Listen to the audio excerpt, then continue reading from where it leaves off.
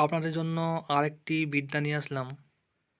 সেটা হলো বাণ, বশীকরণ, উচ্চাটন, কাটান মন্ত্র। একটা মন্ত্র দিয়ে আপনারা ৩ রকম কাজ করতে পারবেন। এটার নিয়মবিধি খুব সহজ। প্রথমে আপনারা ১ গ্লাস জল নেবেন। ১ গ্লাস জল নেওয়ার পর একটা কাস্তে নেবেন। কাস্তেটা যেন ধারালো হয়।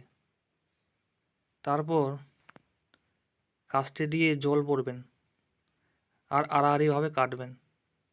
এভাবে আজকের দেওয়া এই মন্ত্রটি আপনারা ৭ বার পাঠ করবেন আর জলটা কাস্তে দিয়ে আড়াআড়িভাবে কাটবেন। এভাবে ৭ বার কাটবেন। কাটার পর জলটা আপনারা খাবেন। এভাবে ৩ দিন করবেন। এই নিয়মে ৩ দিন করলে বাণ, বশীকরণ, উচ্চাটন ক্রিয়া করা থাকলে কেটে যাবে।